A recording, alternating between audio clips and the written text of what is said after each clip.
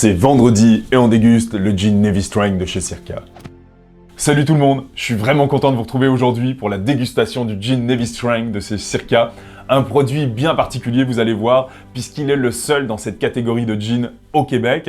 Et en plus, il titre à plus de 57% d'alcool. Alors ça, c'est pas pour me rassurer. Avec mon petit estomac fragile, vous avouerez que je suis inquiet. Mais comme on le dit, faut essayer. Donc, avant d'aller plus loin dans la dégustation, si jamais vous n'avez pas vu ma vidéo précédente où je parle des gin Navy Strength, c'est pas très long, je vous conseille vivement d'aller la regarder pour mieux comprendre la dégustation. Donc, je vous mets le lien quelque part à l'écran ou dans la description jusqu'en dessous, puis vous reviendrez sur celle-ci juste après. Je sais pas vous, mais juste la couleur de cet élixir, j'en ai l'eau à la bouche. Alors je vais être bref dans les explications parce que j'ai très hâte de le tester au nez et au palais. On est ici face à un gin qui est complexe, on a 22 ingrédients dans la recette, parmi lesquels des agrumes, la bergamote, fleurs de citronnelle, anis étoilé, etc.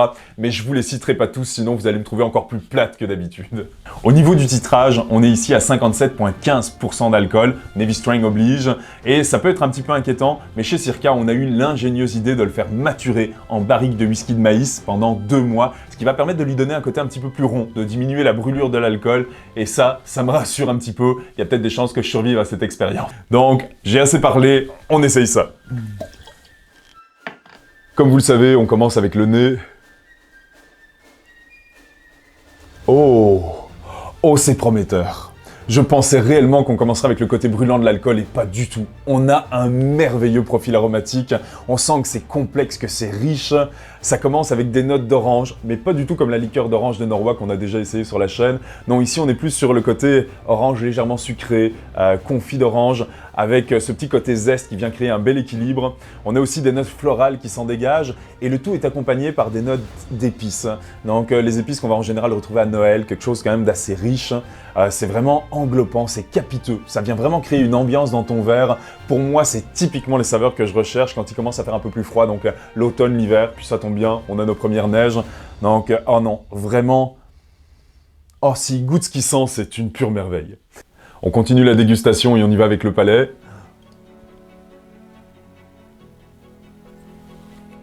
C'est délicieux, c'est vraiment délicieux.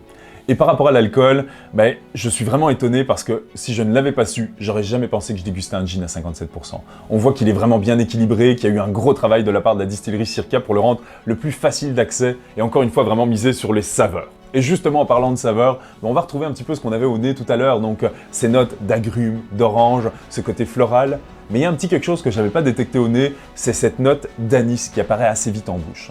Et l'anis, c'est vraiment quelque chose que j'apprécie, mais pas du tout d'habitude.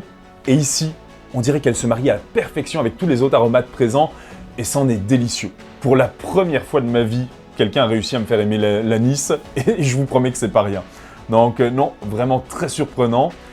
En fin de bouche, on va retrouver vraiment un côté épicé. Alors quand je dis épicé, c'est pas jalapeno, piment et compagnie, mais c'est vraiment, pour moi, ce petit côté pain d'épices qu'on va retrouver à Noël, vraiment cette ambiance des fêtes, c'est super agréable. J'avais pas prévu ça, mais c'est sûr que cette bouteille, elle va m'accompagner dans l'avion quand je vais aller voir mes parents à Noël. Donc non, une superbe découverte. Je pensais vraiment rire de moi lors de cette vidéo par rapport à mon incapacité à tolérer des alcools plus forts, par rapport à la petite pointe anisée qui m'inquiétait. Et en fait, pas du tout. Je suis allé de surprise en surprise. C'est vraiment un excellent produit. Alors si jamais par contre vous avez de la misère à déguster des alcools un peu plus forts, si déjà un gin à 40%, votre estomac, votre œsophage ont de la misère, c'est certain qu'il est un petit peu plus fort et que vous risquez d'avoir de la difficulté. Mais gardez en tête que les Navy Strength sont des gins qui se marient parfaitement au cocktail. Le fait d'avoir justement un profil aromatique plus fort font qu'ils vont parfaitement conserver leur spécificité, même s'ils sont mélangés avec d'autres ingrédients. Donc excellent produit. Si jamais vous avez le bonheur de le déguster, donnez-moi vos commentaires, ça me fait toujours super plaisir. Puis moi de mon côté, ça fait pas mal la fin de la vidéo, excusez-moi, j'ai un petit blanc. Donc on se retrouve très bientôt pour parler d'autres choses. En attendant, je vous souhaite une super fin de semaine. Puis n'oubliez pas, consommez raisonnablement, je voudrais pas me sentir coupable. Salut tout le monde!